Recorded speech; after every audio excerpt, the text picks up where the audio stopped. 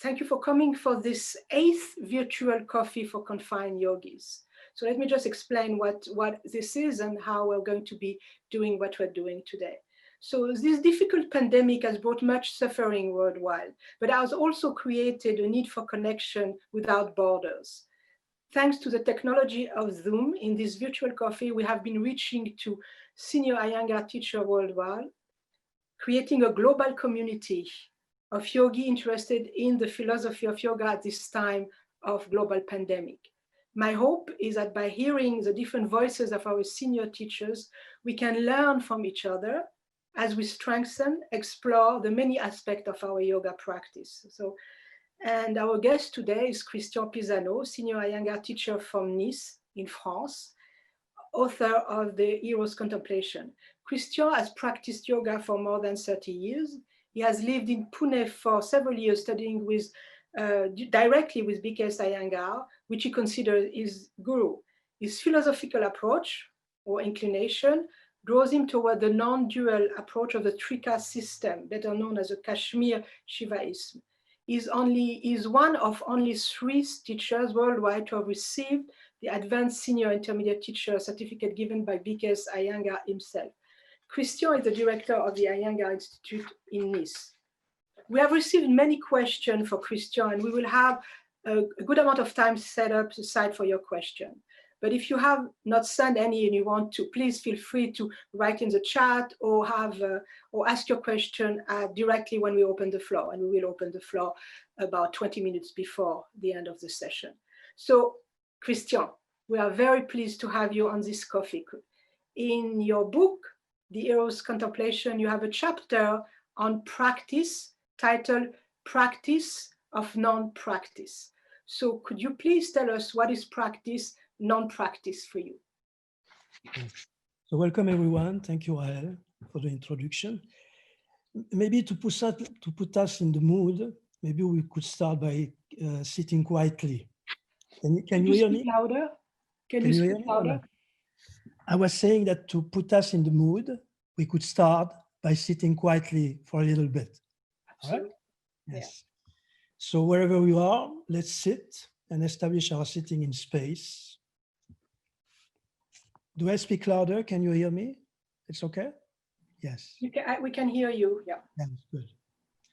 So let's establish our sitting in space and feel all the space around the body, the space in the front, the space at the back, the space on each side, the space below and above. Then feel your feet on the ground. Feel your buttocks onto the chair. And release your arms from the top of your shoulders. Release your shoulders back and down, away from the neck. Keep your head straight, the back of the neck long, the chin slightly down. Close your eyes. And release your lower jaw, the corner of your lips, and clench your teeth. Release your tongue down and become aware of the space in your mouth. And then just witness your breath in your belly. Witness the spontaneous opening of your breath in your belly. Coming in and going out effortlessly.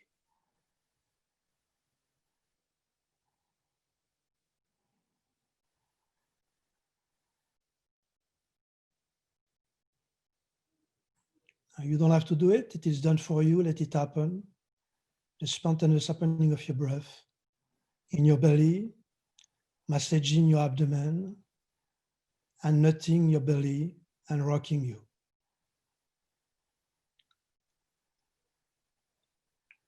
Now just listen to the terminal of exhalation in space and how the exhalation is resting into space and silence. Here too, you don't have to do it. It is done for you. Just witness it, the space at the end of exhalation.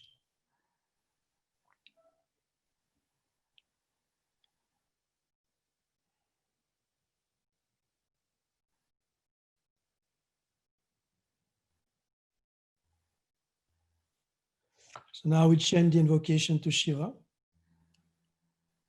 Om Namashivaya Gurave Sachitananda Murtaye Nishprapanjaya Shantaya Niralambaya Tejase Om Shanti Shanti Shanti. How much sooner you can open your eyes?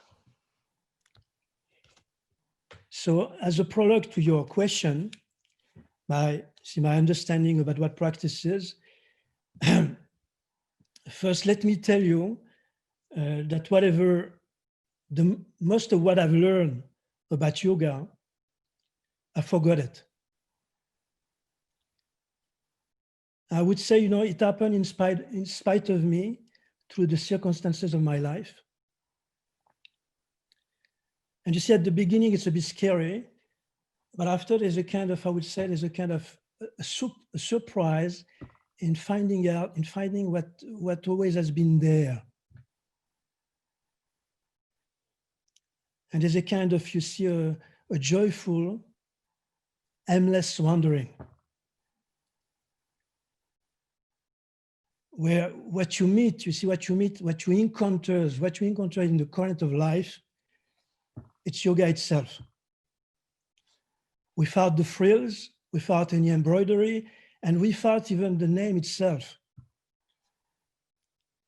So I'm starting by that to let you know, since we are between friends, to let you know that I really don't know what I'm talking about. And it has to be clear since the start. So, as far as my limited understanding is concerned, so for me, we see practice is the recognition of oneself as awareness, as consciousness. As it is said in the text of yoga, I see the sky of consciousness. So what do I mean by that? See, the recognition of oneself as awareness, as consciousness. So we define ourselves as a body, as a mind, as a man, as a woman, as a personal history. What one could say that there's there's a functional identification. Without this functional identification, I can't play my part in the game of life. Then it gets complicated, and that's where we start to have fun. See, the so-called complication, I would say it's the integral part of the whole plot of the drama, which is the play of consciousness. When I start to think that I'm only my definition, my identification, my makeup. Yeah, I think that I'm only that makeup, my personal history, my definition as a man, as a woman. And of course, all the strategy which are implying that to prove my existence as a personal history, and also in building up defensive structures. And of course, the fear to lose this makeup. Because you see, the thing is, because I do think that without this makeup, without this definition of myself, without my personal history, I don't exist. So whatever definition I have about myself, whether it's my relation to the world, like, okay, I'm rich, I'm poor, the relation with my body, I'm tall, I'm fat, the relation with my senses, I hear, I touch, I see, I smell, I taste, the relation with my mind, I am happy, I am sad, the relation with my breath, I'm inhaling, I'm exhaling, the relation also with, you see, I am void of experience in the deep sleep states. See, whatever my relationship with those conditions, the I amness is present. So before defining myself as details, I am Christian, before saying I am Christian, there is a space of awareness. There's a space of I amness. So to intuit, you see, to intuit the space of awareness before the definition I have about myself, because who I am before I define myself, for me is the art of practice, is the core of practice. To intuit that space of awareness prior to my definition as a personal history. And so, I mean, one could say fundamentally that see, reality, the what is reality is the ultimate practice. There's no other practice than the practice of what is. And the reality as I encounter it is the ultimate ground of the recognition of myself as awareness. My existential theater is the opportunity to recognize myself as awareness, as consciousness. So for most of us, it's difficult to intuit because there's this blinding of useness of awareness. It's difficult to recognize that wherever I am, whatever I feel, whatever I think, whatever I do, it's already the jackpot of presence as awareness, where there's nothing to add, nothing to remove, nothing who can help, nothing who can prevent, nothing who can take me closer, nothing who can take me away, nothing to look for, nothing to avoid. So there's this kind of blinding of useness of the awareness which is always aware of itself.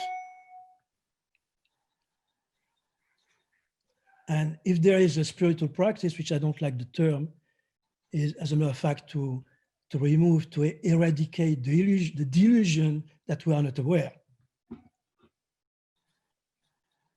So we can use rituals as a reminder of the presence of awareness and consciousness. In fact, see those rituals, which is the rituals of yoga, is to remind us what cannot be forgot, which is a bit contradictory, which is the space of awareness. And so now we'll go into a bit the rituals of yoga and the ritualistic aspect of yoga. Like this, you'll maybe understand a bit better my orientation towards practice. And once again, for me, practice is the practice of reality, which is the recognition of oneself as awareness. And the whole reality is a means for that. Anyway, so there's somewhere a deep longing, and this deep longing expresses itself in some rituals, which are the rituals of yoga. And the rituals of yoga are a kind of, you see, of upsurge of our heart. The deep longing for ourselves, which are expressed in the rituals. And the rituals of yoga are innumerable. As a matter of fact, they are countless. You know, the rituals of yoga, you can say they are as innumerable as living beings.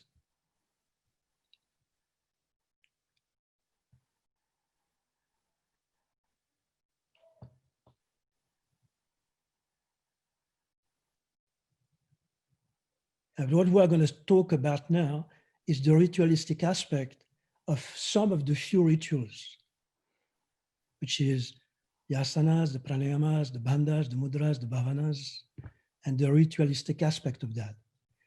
And I insist on the word rituals, because for me, you see, the rituals of yoga are ritual of the celebration of the field of consciousness. Those rituals are the celebration of the field of awareness, of consciousness. a celebration of an adoration of that field of consciousness. So here we are not speaking about the ritual of yoga, the practice of yoga as a way to control the body, to control the senses, to control the breath, to control the mind, but much more as a celebration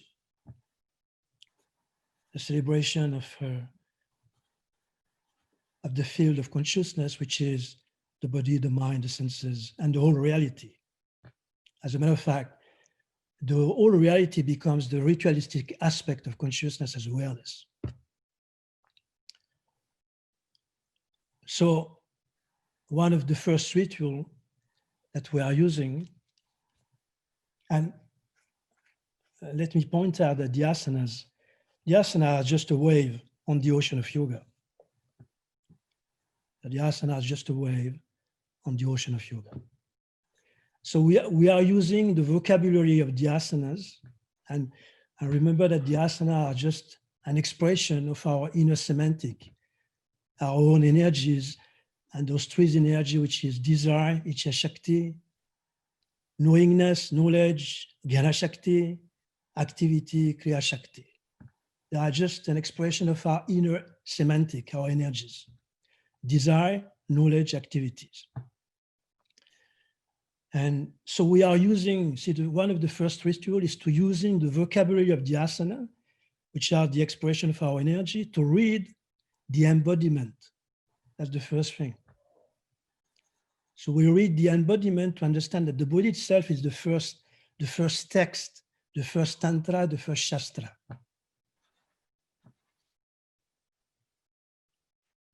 And there was this intuition behind, the yogic intuition, that by reading the embodiment, the texture of the body, you read the universe. Because this is the same texture, awareness, consciousness. As a matter of fact, when you see the universe, you see the body of consciousness. And when you read your own embodiment, you find the universe in yourself. There's this beautiful sutra in the Shiva Sutra saying, Drishyam Shariram. Drishyam Shariram. What is perceived is your own body. So first you have this reading of the embodiment, and why we read the embodiment through the vocabulary of the different form of the asana. The mythology said they were emanating from the dance of Shiva. The many forms as the sonic expression of awareness. So you start to read the embodiment to understand that the form in Sanskrit is rupa, the form of the body is not a compact form, but it's sensations. So it's in Sanskrit is sparsha. So you understand that this form is sensation. As a matter of fact, you don't have to make any effort to feel. Right now you are feeling. And it's quite a very important shift, because you have to shift from a thought body, which is the image of oneself, which is always memory, which is always the past, the future, to a felt body, which is the body of sensations. See, the thought body, which is the image of oneself, is always in the past, the future. It's just a construction, a very defensive construction, as a matter of fact. The felt body, the body of sensation, is always now, is always fresh and ever changing. And in Sanskrit, it's called sparsha. As a matter of fact, there's this beautiful invocation in the Kubjika Tantra, which says, salutation to the wealth of touch, sparsha Lakshmi. Salutation to the wealth of touch, sparsha Lakshmi. And Lakshmi is wealth, sparsha is touch. Salutation to the wealth of touch. And so when you go deep into through the asana, when you go deeply in the body of sensation, which is you feel the expansion, you feel the contraction, whatever the feeling is, whatever the sensation are, you understand that the sensation is mainly sound, nada, vibration, spanda. And remember that one of the very important practice in yoga is nada anusandana, the contemplation of sound. So you understand that those sensations are sound, they are vibrating, spanda. And this vibration is just the pulse of your own awareness consciousness, which expresses itself in the embodiment.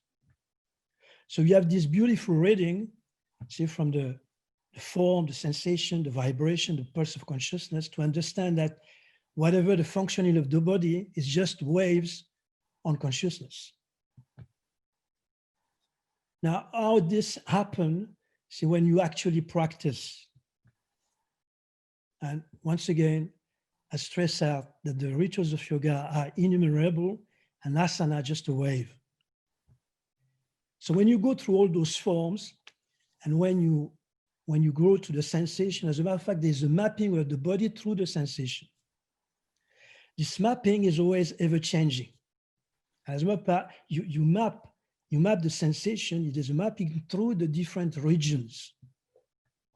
And traditionally, see, they speak about those regions through the term hadara. Hadara, H-A-D-H-A-R-A, hadara. Literally it means support of contemplation. Hanadara is a support. So whether you know it or not, when you practice your asana, through the sensation, you are exploring the different regions of the body. Traditionally, they speak about 16. You find that in different texts, and especially the Siddha Siddhanta Padati of Gorakshanata. I just will describe a few, which is quite interesting, just few. So those are the region, and literally it means support of contemplation. The first one is called the Padangushta Adara, which is the support of the big toe. The second one is called the Mula Hadara, the support of the root, Mula Hadara. Then there's the Nabhya Hadara, support of the navel. Hridaya Hadara, support of the heart. The Kanta Hadara, support of the throat. The Brumadhya Hadara, the space between the eyebrows. And the Brahmarandra Hadara, the support of the crown of the head. So you see, there is this mapping of the region, which can be gates of expansion or contraction through the different regions I've just explained, you described. Now, through those regions, you explore something very interesting, which is that the Sanskrit word is Vyoman, which is a beautiful word, Vyoman, V-Y-O-M-A-N, Vyoman, beautiful word, several translations. Sky, firmament, space, void. The beautiful word, sky, firmament. So through those regions, you explore firmament, which is mainly the firmament of the pelvis.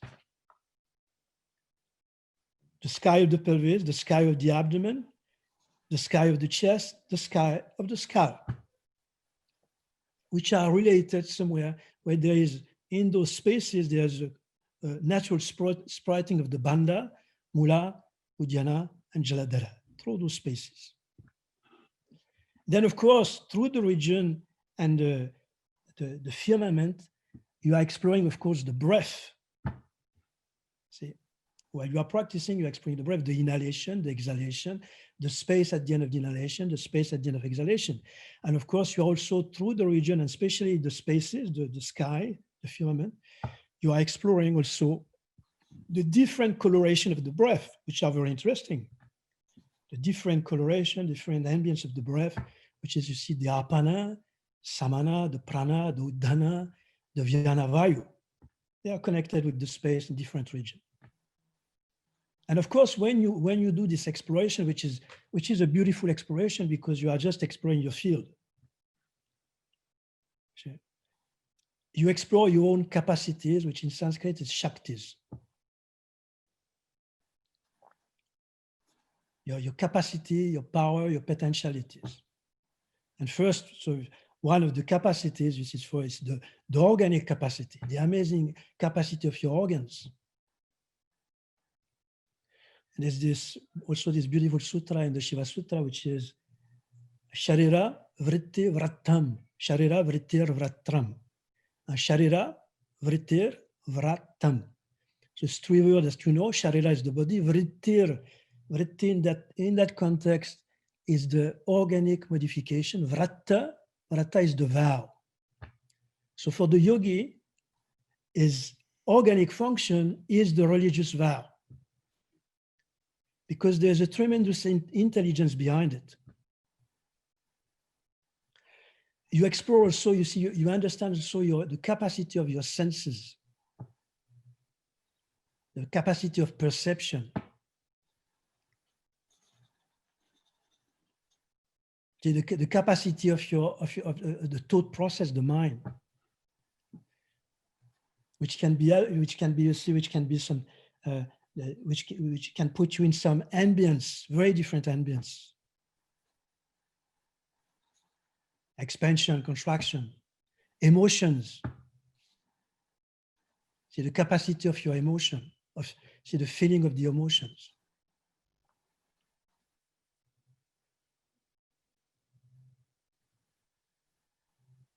The capacity of the breath too, the power of your breath.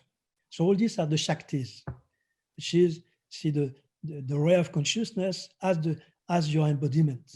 And you explore that in the body itself, your own capacities, your own potentialities. And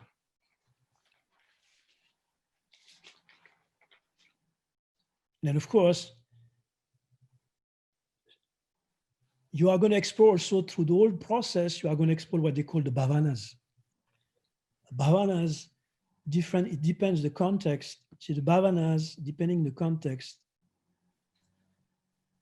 it's, especially in the context I'm using it, it's creative imagination.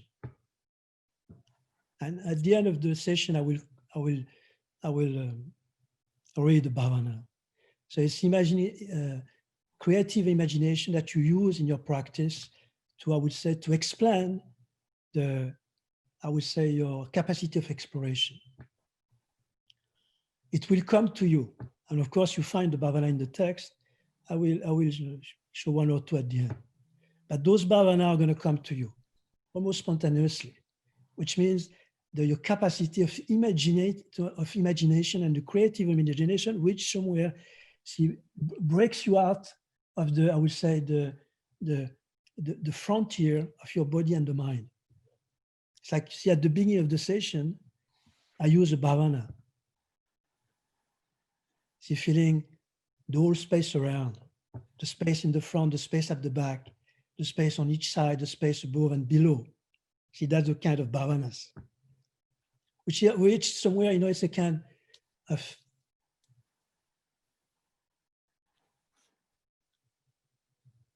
I would say a poetic mean. See, bhavana is always very poetic because it's a kind of meta language who help you to expand the boundaries, that you are not confined in this body mind. And then the last thing that you are going to explore, which is very, as far as I'm concerned, is the most important. The last thing is what we call the resonance, dhvani.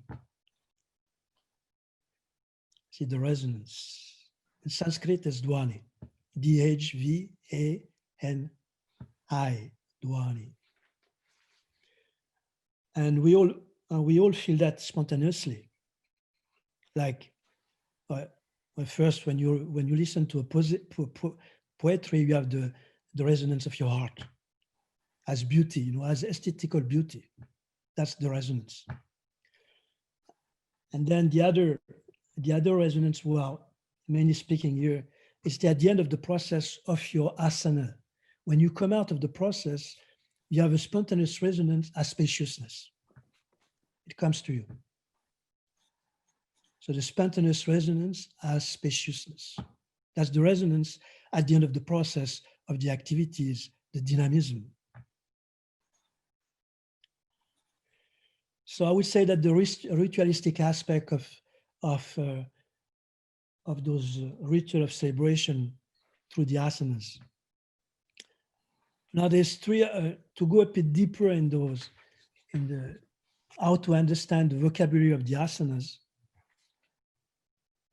You have three outer ingredients which are quite important, and it's good to explore them. So you have three, I call that the outer ingredients, to understand the vocabulary of the asana. And remember, the asana is just our own vocabulary, our own semantic. An expression of our own energy. That's why they say the asana are archetypal. So the first ingredient, the first outer ingredient to understand this vocabulary is called the vinyasa. That's the first ingredient, vinyasa. In that word, you have vinyasa, which is to put in order.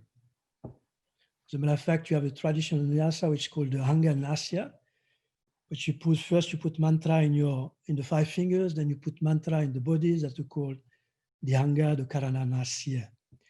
The vinyasa, one of the first meaning of vinyasa is the codification of the posture according to the gesture, the senses, the mind, and the breath. The codification of the gesture according to the senses, mind, and the breath, especially the gesture and the breath. This vinyasa, this codification was very important to create what they call the samyuka, the sambandha, the conjunction, to understand that basically you have a cooperation, and just to go back to the ritual of the asana. So while we do all that, to understand the body as a field, that's the most important thing. So to understand the body as the field of awareness, the field of consciousness, the term is the beautiful is kshetra, the field, kshetra. That's why Krishna said to Arjuna on the battlefield, he said the body is called the field, kshetra, and in all the field I am the knower, kshetragnya. And so the field, see the kshetra, the field, which is a beautiful word too, the field of awareness is never separate from the environment. So you understand the body as a field, as an ecosystem, where there is a kind of, you see, an amazing network of intelligent communication. Otherwise, we will not last 5 minutes. So the body itself, spontaneously, it's a network of intelligent communication, a field of awareness, of cooperation, collaboration.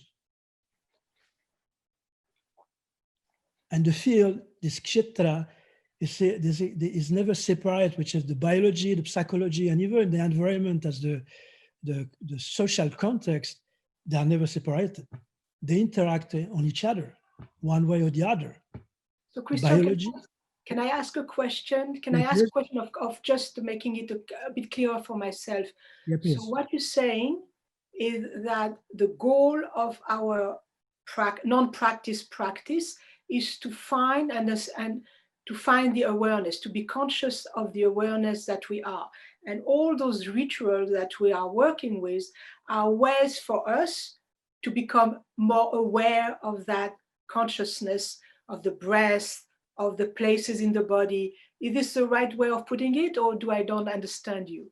Yeah, you're right, but I would put it another way. It's not to find awareness, it's to understand that we are awareness. Okay. Not to find awareness, to understand that we are awareness. And this awareness expresses itself in that limited form. That's why we explore the limited form to understand that is the field of consciousness. Okay. Yes. And to go back to the ingredients, so we said the vinyasa, which is the codification, and then and of course the vinyasa changed from one school to the next. Say the vinyasa and the codification and the asana themselves differ according to the time, the place, and according to the need of people. As a matter of fact, most of the poses that were known today, the vinyasa, are very contemporary. Anyway, that's a detail. Anyway, so the other very important meaning of vinyasa is the sequencing. Sequencing is very important because the sequencing helps you to understand, I would say, the energetic coloration of the poses according to the framing. Not only the energetic coloration of the poses, but also the content of your mind. It's the relationship. It's like that's why the relationships are so important, because whenever I interact with someone, there's a part of myself which is revealed. Maybe I didn't know about it. So that's the vinyasa. You see I would say the sequencing. So this is called also the framing. So if you do standing poses before Shishasana or after Shishasana and standing poses, the coloration will change. So that's the vinyasa, so which is the codification of the gesture. And of course, the mature practitioner, at the beginning, you learn a codification, then you break it, and you learn, you find your own vinyasa, and you find your own sequencing.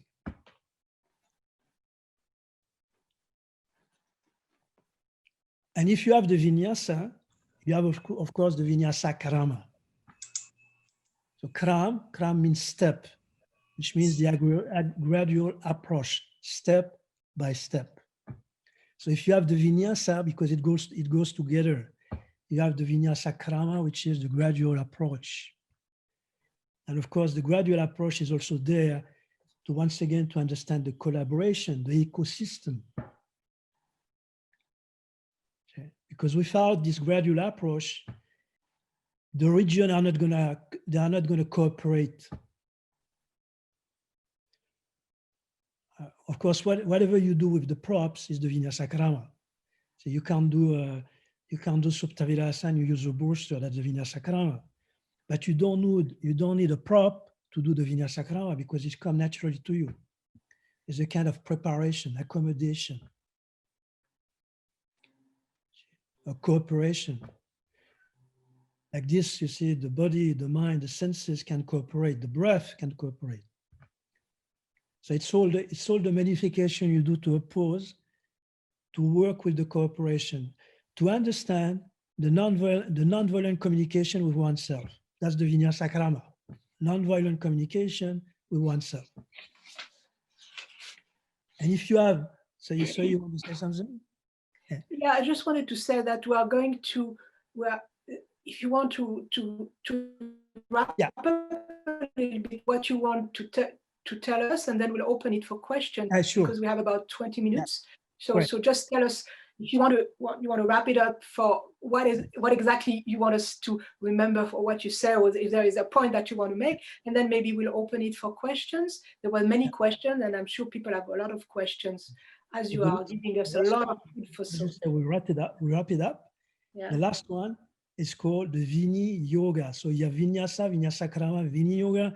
Vini Yoga is very important because it's the application of the techniques. If you don't know to apply the techniques can be very dangerous.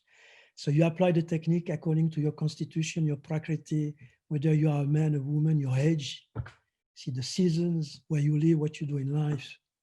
And this is to avoid the standardization of the teaching, where somewhere you want to fit everybody in the same box. So that's it. All this, once again, it's just the most important thing is to remember those are just a reminder of the space of our own awareness. That's it. That's the most important thing. You can't forget all the rest and stay with that.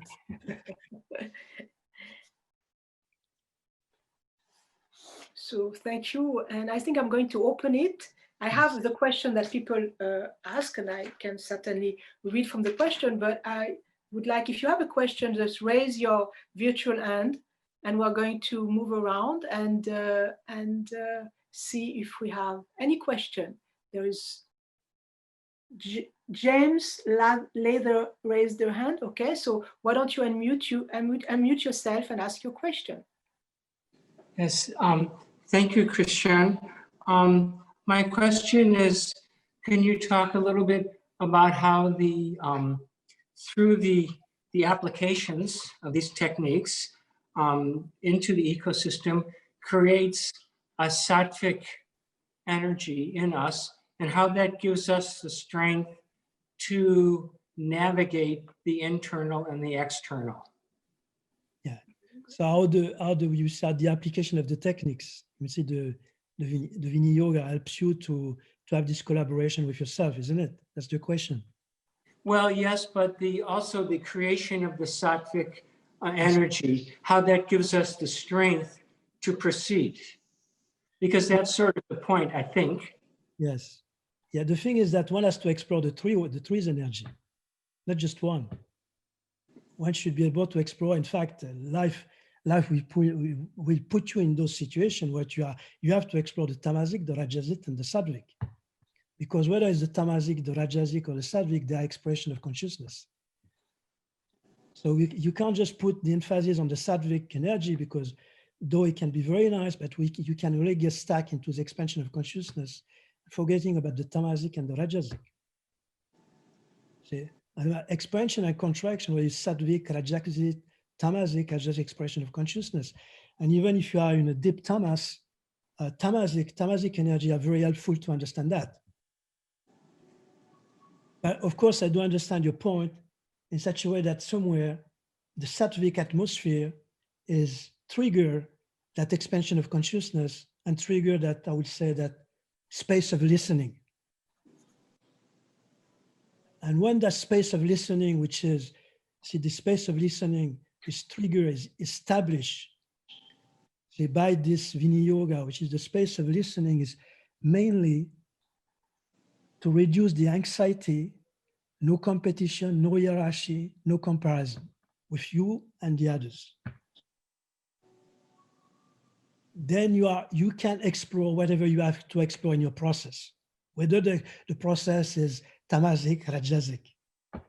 But at the beginning, you have this, I will call it, okay, a sattvic space. See, yeah, I will call that, but you have to be careful with that, because see, I've quoted the Bhagavad Gita. See, what's quite amazing in that text, that Krishna teach the essential of yoga on the battlefield. You can't find, I would say, a more dramatic situation than the battlefield. And in this dramatic situation, amazing contraction, amazing fear, because okay, you are going to kill people, but it's sure that you are going to die. So in this dramatic situation, the essential of yoga is taught in between the two armies. So it's quite a nice symbolism. But I do agree with you that the space of listening, has to be put into place like this. The student, which is oneself, can relax in his process, can be at ease with his process. To use, you say, to have this application of the technique in such a way that he can settle in his process and not fight the process. And to understand that the process is always for you, never against. And whatever you go through is part of the process, whether it's the contraction, the expansion, the rajasic, the tamasic. But it's true that at the beginning you have to have a space of listening which is conducive to that, which is a very friendly and non-judgmental space of listening, hence the application of the techniques.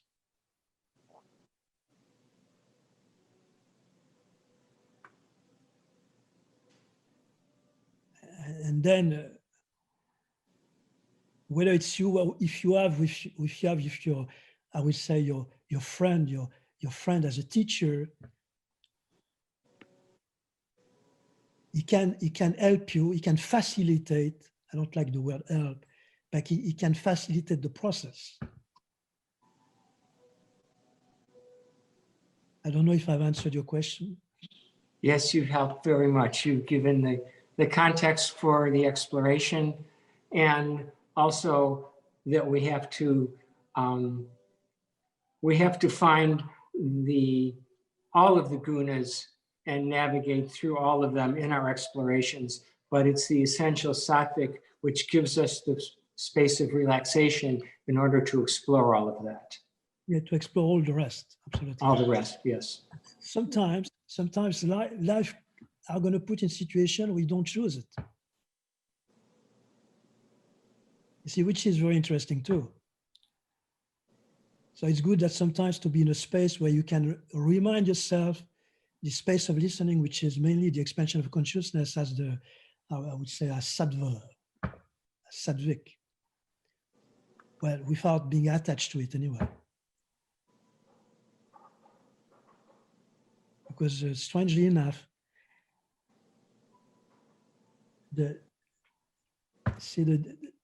well, as far as I'm concerned, the deeper teaching in my life happened in circumstances where we are not sattvic at all. On the contrary. But anyway. Thank you very much, James, for that question. That was very, very, very important to ask. Is there any other question that people want to ask? Janice, do you want to ask a question? Janice Papazian? Okay, so please unmute yourself. Unmute yourself, Janice, and ask your question. Hello, hi, thank you. So when you speak of space of listening, I imagine you're talking more than your ears. Yes. Space of listening is some embodiment, and I'm not sure if you can even name them, but is it true that the space of listening you're speaking about is more than the use of your ears? Yeah, absolutely right. Yes, absolutely, yes. It's the space of consciousness. The space of consciousness is the listening. The ear is just an instrument to that. And it's not a selective listening. Thank you. As a matter of fact, you see in some of the tantras, Right. like in the Vigna Bhairava, it starts by Shruttam. Devi says Shruttam, I've heard. If something is listened, which is the space of consciousness. And remember that the Vedas are called the Shruti. It is heard. So this listening is not a selective listening. It's not a rigid listening. It's the openness of my awareness, which listens and which is welcome the event as they are. That's the listening. Which is our nature. And remember, see the way they represent Milarepa. See the Buddhist, the Tibetan yogi, Milarepa is like that. See, he's here. Listen.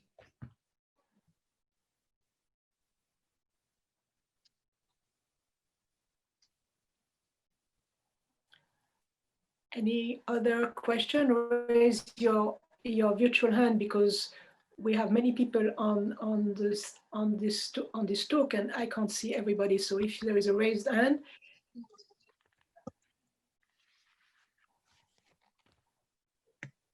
We have Deborah Keller, who raised her hand.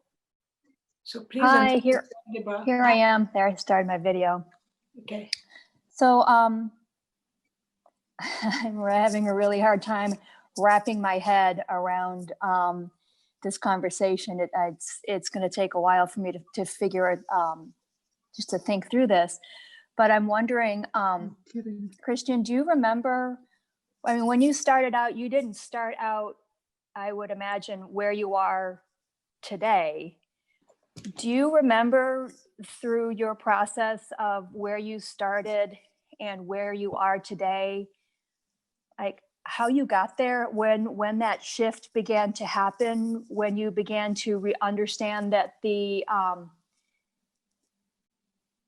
just how did you get from where you started to your understanding and where you are today, I guess, is the fundamental part of my question. Well, first, you see, Deborah, do you remember at the beginning I said, I don't know what I'm talking about? Yes. Which is very true. In fact, It's a reference to the Kena Upanishad. I can read that after. But you say, I didn't get anywhere. See, I started always, you always start now, and it's always now. So it's not like, okay, I started there, now I'm here. See, this understanding is not an effect of information that I was like this, now I'm like that. It's, in fact, consciousness is not a process, though it expresses itself in a process, which is a kind of a linear way, which is a translation of our brain. I was like this, now I'm like that. You see, as you say, how did you get there? Okay. But my only explanation, you always start now. Even my explanation is now. See, the nowness is not a process. And let me again emphasize that too. I don't know what I'm talking about. I don't understand it. You see, it's not an intellectual understanding. So, to use your phrase, when I started, it's now, and now it's still now.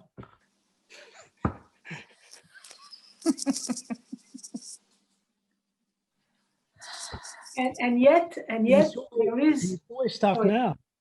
And as a matter of fact, sorry to cut you. There's a beautiful. If you go to YouTube and you Google Alan Watts, and you have this beautiful video, which is very short. It's called "It Starts Now." Okay. It starts now. Alan Watts, beautiful. Yeah. Thank you. So certainly it starts now, and certainly we are all want to be in the present moment, and that's why we do basically yoga. And yet you use the word maturation, the mature practitioner. So then there is teacher, mature practitioner, and there is also maybe, so the question of Deborah might be connected to that feeling of what is maturity when we get to that place of nowness. I'm just riffing on Deborah's question. I'm not. I mean, it's not a place. And maturity comes on its own. It comes or it doesn't come, but it comes on its own because of the process of your life. Mm-hmm. Because of the process of your life, there's a kind, I would say, squeezing. And the squeezing of life, the squeezing of your process is the juice that you can call maturity, which is always happened once again now. It's never okay. You can't ever say, well, I'm mature, because you are going to face some situation or you're going to find yourself completely immature. Of course. So you see, it's an ever-changing thing. It's not, you can't, I would say, you can't labelize it. Mm-hmm. And so it's everyone is in his own process, and everyone is maturing, whether we know it or we don't. As a matter of fact, there's this in the Neta Tantra, the Tantra of the Eye, at the end of I think it's the third chapter, there's a beautiful statement saying, the whole universe is pervaded by the goddess of yoga and knowledge. So the whole universe is pervaded by the goddess of yoga and knowledge, which means the whole universe is in the yogic process.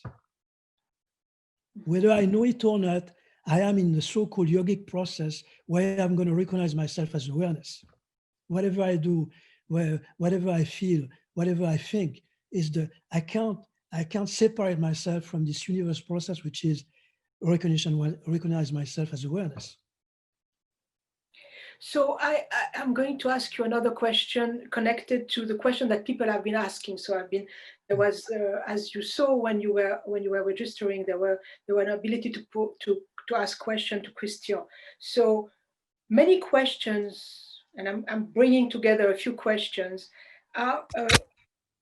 We're talking about both this time, the time of today, the time of the pandemic, the time of upheaval, and how do we stay sane? And then many other questions we're talking about, how do we move from yoga to the well-being or to the awareness of oneself, nowness, to a broader social purposes. So there were many questions, Christian, connected to the situation of where we are now. And I don't know if you would, in the 6 minutes that we have left, if you can address a little bit of how you would just approach these questions. Right. So to come back to how to stay sane. Yeah. Basically, the question how to stay sane is completely insane. Yeah, because the thing is that you see, in fact, the mind in some text, I think it says Buddhist text, the mind is compared to a monkey, a mad monkey, which is drunk, has bitten by a scorpion, and is locked in a room without windows. So as a matter of fact, you see, the mind, I would say, one of the quality of the mind is to be insane. And to try to make it sane, it's even more insanity. Because somewhere you see I'm dividing myself, which mind which is sane, mind which is not insane. I think it's much better to understand the source of the mind. And whatever the mind expresses, it's also somewhere in the field of consciousness, awareness. And to understand sanity, if one wants to really explore sanity, one has to go deep into one madness. You can't understand sanity unless you deep dive into one's own madness, one's own darkness. And that's the exploration of yoga, as a matter of fact. And remember this beautiful, in the Puranas, the beautiful,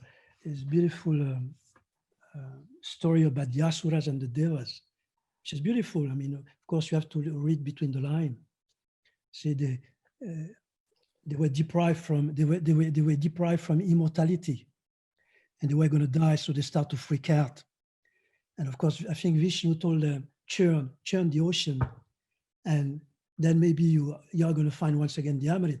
Now, the thing is that they have to get together to churn. See, light and darkness, they have to get together to churn the thing. See, if my light doesn't meet my darkness, there is no churning. So it is deep churning, and the first thing which comes from the churning, the first thing is the poison, hala. And Shiva drinks the poison because the poison is the remedy. So to understand this, to understand madness, if I'm really interested in sanity, I have to go deep into my madness. Which somewhere life pushes us to do that, which is the exploration of yoga and consciousness. And then, of course, when you explore that, it transpires in society. It has to.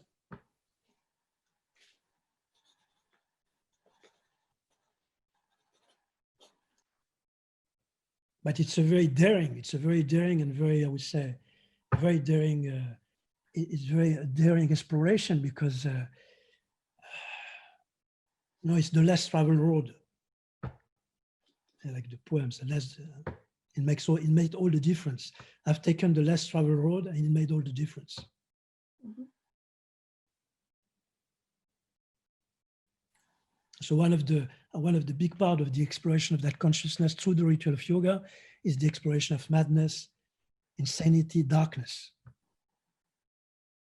So it's like the beautiful representation of Hanuman ripping his chest. You see, he's opening his chest. See, that's an amazing trust in life. basic confidence in life, which means you trust the non-trust, you trust also the fear, you trust the process in which you are. Which is kind of ironic anyway. So we are coming toward the end of our hour together, and I would give you, I know it went so fast, and thank you so much for so much food for thought that we have, and expansion of the awareness, of course. But is there any burning question that need to be asked? So raise your hand, and if not, we'll give Christian a few minutes to summarize, oh, not summarize, I wouldn't say summarize, of course not, but say something that he wants to say. So anybody would like to ask a question or to say something before before Christian?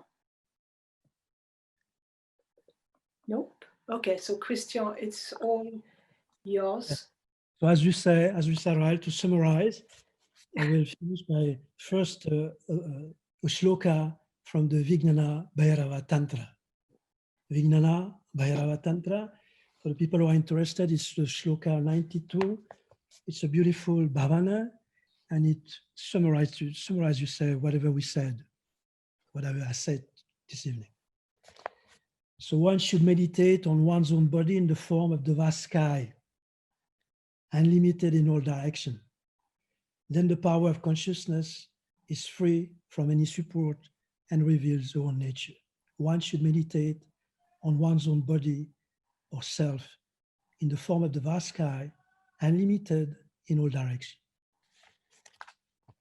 And the other things, it's also from the beautiful Tantra called Malini Vijayottara Tantra. It's a nothing to be prescribed, nothing to be prohibited, nothing to be prescribed, nothing to be prohibited, which means that in that exploration, there are no rules, nothing to be prescribed, nothing to be forbidden.